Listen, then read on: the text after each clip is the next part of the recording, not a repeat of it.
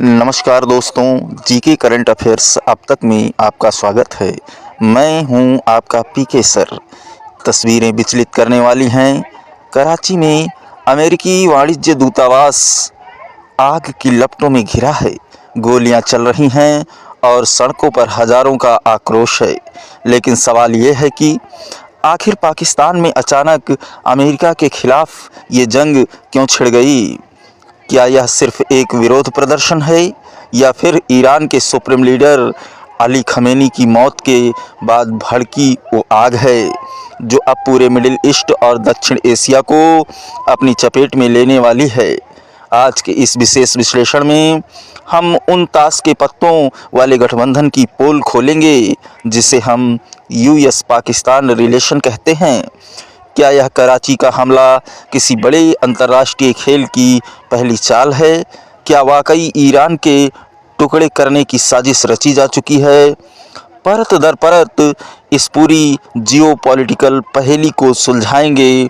Video को अंत तक देखिएगा क्योंकि आज की ये केस स्टडी आपके होश उड़ा देगी।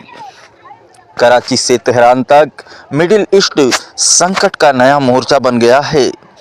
अमेरिकी वाणिज्य दूतावास पर अभूतपूर्व हमला, पाकिस्तान की सड़कों पर हिजबुल्लाह के झंडे, ईरान इजराइल युद्ध का दक्षिण एशिया में सीधा असर। कराची में अमेरिकी वाणिज्य दूतावास पर खूनी संघर्ष। प्रदर्शन का उग्र रूप कैसा था?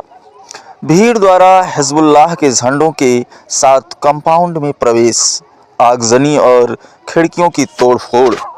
अमेरिकी जवाबी कार्रवाई क्या है? अंदर मौजूद सुरक्षा कर्मियों द्वारा आत्मरक्षा में फायरिंग की गई।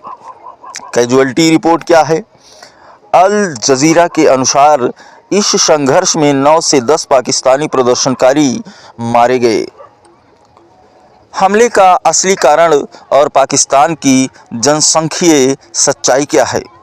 ट्रिगर पॉइंट: इजराइल और अमेरिका द्वारा मिसाइल हमले में ईरान के सुप्रीम लीडर अली खमेनी की हत्या। जनसांख्यिकी क्या है? ईरान के बाद दुनिया की दूसरी सबसे बड़ी शिया आबादी पाकिस्तान में है।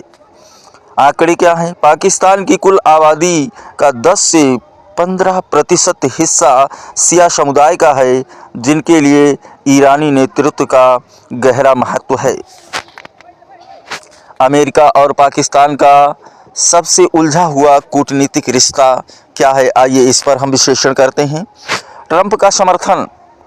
डोनाल्ड ट्रंप ने खुले तौर पर जनरल आसिम मुनीर को माय फेवरेट फील्ड मार्शल कहा है और अमेरिकी जनता हैरान। पाकिस्तान तो हमारा सहयोगी था, फिर वहां हमारे झंडे क्यों जल रहे हैं? ज़मीनी हकीकत क्या है? पाकिस्तान लीडरशिप वित्तीय कारणों और निवेश से अमेरिका का सम्मान करती है, लेकिन आम जनता पूरी तरह से अमेरिका के खिलाफ है। दोहरे मापदंड अफगानिस्तान बनाम ईरान। अफगानिस्तान पर पाकिस्तान द्वारा तालिबान पर बमबारी का अमेरिका पूर्ण समर्थन करता है। वहीं दूसरी तरफ जब अमेरिका इजराइल ने ईरान पर बमबारी की तो पाकिस्तान ने न सिर्फ इसकी आलोचना की बल्कि ईरान के जवाबी कार्रवाई के अधिकार को जायज़ ठहराया। निष्कर्ष क्या निकलता है? इजराइल की तुलना में अमेरिका की पाकिस्तान नीति बेहद भ्रमित करने वाली है। धमकियों का दौर है और महाविनाश की चेतावनी। ईरान की चेतावनी क्या है, ये देखते हैं। हम आज इतना भीषण हमला करेंगे जितना पहले कभी नहीं किया गया। ट्रंप का अल्टीमेटम क्या है? अगर उन्होंने ऐसा किया तो हम ऐसी ताकत से हमला करेंगे जो दुनिया ने आज तक नहीं देखी है। सवाल: क्या अमेरिका के पास कोई ऐसा गुप्त हथियार है जिसका इस्तेमाल अब तक नहीं हुआ है? इजराइल की अंदरूनी रणनीति, शासन के खिलाफ विद्रोह। नेतन्याहू का क्या संदेश है? आने वाले दिनों में हजारों आतंकी ठिकानों पर हमला होगा। असली लक्ष्य क्या है? ईरान के बहादुर लोगों को आतंक की जंजीरों से मुक्त करने के लिए परिस्थितियां बनाना। उम्मीद क्या है? इजराइल चाहता है कि सरकारी इमारतों पर हमलों के बाद ईरान की आम जनता विद्रोह कर दे और मौजूदा सरकार को उखाड़ फेंके। क्या ईरान का विभाजन होने वाला है? सबसे बड़ा जियोपॉलिटिकल प्लान, ईरान को उसके जातीय आधार पर अलग अलग देशों में बांटना। वर्तमान स्थिति क्या है? अलग अलग देशों और झंडों की मांग पहले ही शुरू हो चुकी है।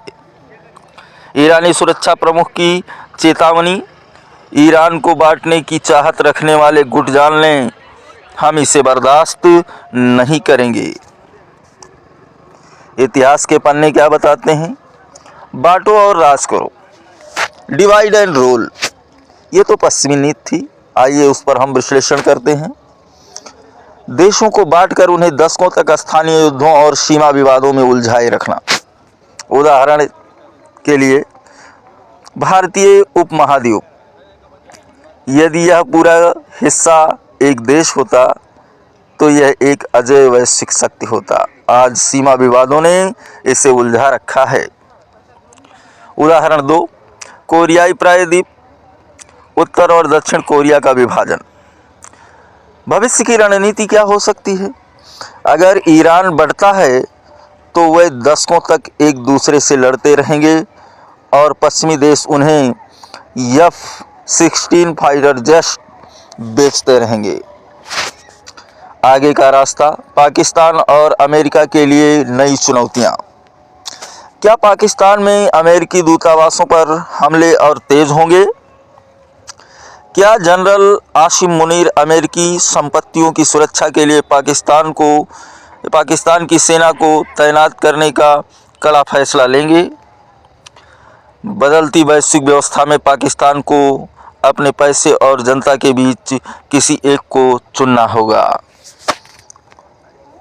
डिफेंस नॉलेज क्विज सवाल, स्काईस्ट्रिंग एक स्थित generation beyond visual range air to air missile है। भारत इसे खरीदने में बेहद दिलचस्पी दिखा रहा है।